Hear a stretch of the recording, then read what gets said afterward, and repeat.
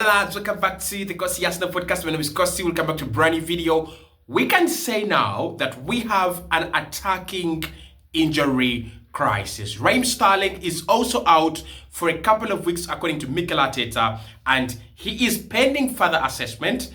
There is also big confirmation from Mikel that Saka is going to be out for a long period of time, and that is going to be many weeks. Hit the like button, subscribe to the channel as well. This is a warning. It's a very bad situation for us because someone was trying to tell me that Raheem Sterling had started giving us a bit of confidence in him.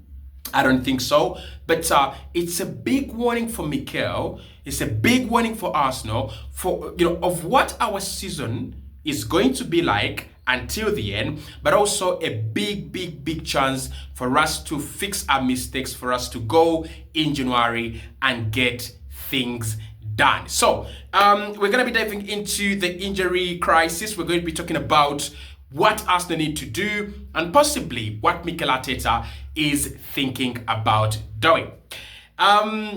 Of course, the Saka news has been all over the internet now. I presume that you have already heard about it and seen it.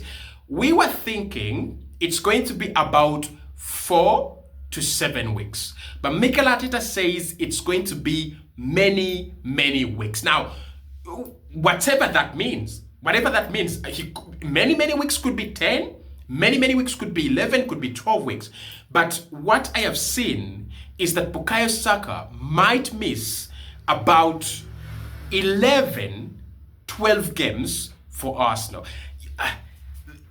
To put that into perspective, right? Our best player, the player that we can't do without, is going to be unavailable for the next 2 to 3 months. I don't know how we cope with that. I don't know what what impact that's going to have, but it's a devastating omen. It's a devastating blow. So Mikel Arteta confirming it's going to be many weeks. Of course, he's a guy that we always know he loves to stay positive, right?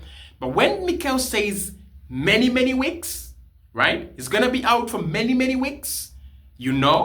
The problem is very big. Now, as we were trying to, console ourselves and trying to understand this whole situation with Saka, another big story has broken. And that big story is on Raheem Sterling. Again, Mikel Arteta confirming that Raheem Sterling is going to be out for quite some time. It's going to be a couple of weeks, but there will be further assessment. Of course, Arsenal have already said that they don't want to let go of Raheem Sterling to go back to Chelsea in January on loan. So his loan spell is not going to be terminated. Sterling has also said that he wants to stay at Arsenal. He wants to prove to the manager in the second part of the campaign that he can actually deliver. I mean, before he has had the chance to deliver and prove to the manager, he's picked up an injury at the same time when Saka is injured. Like, that is some kind of bad luck for Raheem Sterling. I mean, you cannot get game time because of Saka. Now Saka is injured.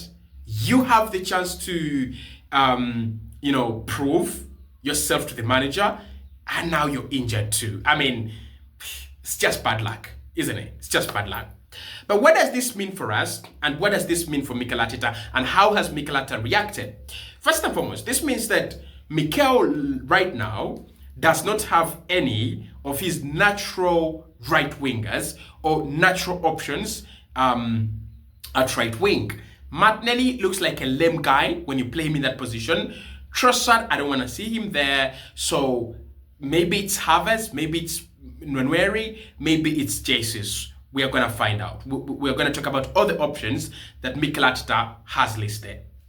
But it also means that if you're Mikel Arteta, you're one injury away from a real crisis in attack. Like, imagine right now if Jesus, because Jesus is the one that is very possibly, right? Possibly is the one that could get injured. What if Jesus picks up his injuries right now? That leaves you with Martinelli, Havertz, and Trossard. Like literally, Martinelli, Havertz, and Trossard. Only three. We are one injury away from having no attackers, right? So if you're Mikel, it is time you open your eyes wide and look into the January transfer market with a bigger microscope. The manager has said replacing Saka is going to look is going to have to look internally. He's going to have to do a lot of his assessment, but these are the options that he has put forward, and let us react to them.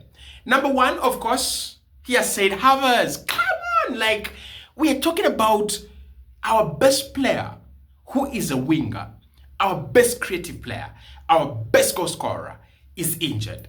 And the first person Mikel Arteta is thinking about, is Havertz. Now, I don't want to fault him. Havertz can do a job. Like, he can do a job there. But I think Havertz should only be allowed to play in Saka's position when Jesus is injured, Noneri is injured, Saka is injured, Sterling is injured, Martinelli is injured, and Trossard is injured as well. Like, think about it. Why would Havertz be the natural replacement for Saka? Havertz is slow. Havertz doesn't really take on players 1v1, and his delivery, not really, right? And also, Havertz is one of the tallest players in our attack. You want him to stay central so that when the crosses come in, he's got the advantage over the defenders. He gives you that advantage over the defenders aerially. So Havertz, for me, is a straight no. Next on Mikel Arteta's list was Ethan Nwaneri. Now, Ethan Nwaneri is a big possibility. But with Ethan Nwaneri, I think you have kind of like Fabio Vieira. You remember the way Mikel was trying to use Fabio Vieira, like Bernardo Silva, right? Could we see Ethan Nwaneri play in that kind of form? Now, of course, he's left-footed. He loves inverting. He loves cutting inside. Good shots. Very good passer of the ball. He can receive as well. But the question with Nwaneri, at his age, he's like 17, 18. The volume of passes and, attacking forward, attacking focused moves that ask to focus down Saka's flank. Is he going to be able to deal with that volume?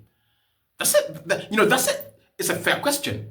I'm not saying he won't be able to, but will he be able to, right? Because with Saka, almost 9 out of 10 or 8 out of 10 of the forward passes that go into our attacking players go into Saka. And he's able to deal with that traffic very, very well.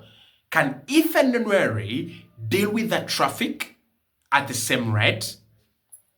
I don't know. But I would love to see Ethan Nwaneri there against Ipswich just to see what he can do. So Ethan Nwaneri, Mikel says he can play there. I agree. Leo Trossard. No. Leo Trossard plays well as a forward player and he plays well as a left winger.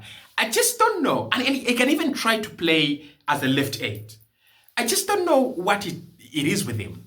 But when he plays right wing, no. And of course, it comes from the fact that Trossard doesn't really want to take on players 1v1. He wants to create space for himself so that when a goal scoring opportunity comes, he can pounce on it. So he doesn't want to be, in tight spaces, trying to, take on one player, take off another, passing in tight situations.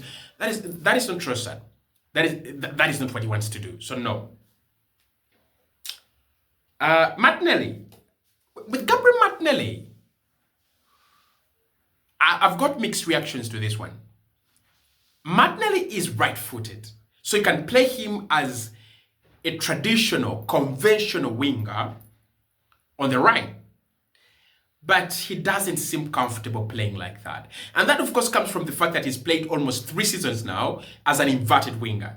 So you don't expect him to be comfortable as a Stuart Downing or as a traditional winger. You don't expect him to be that comfortable.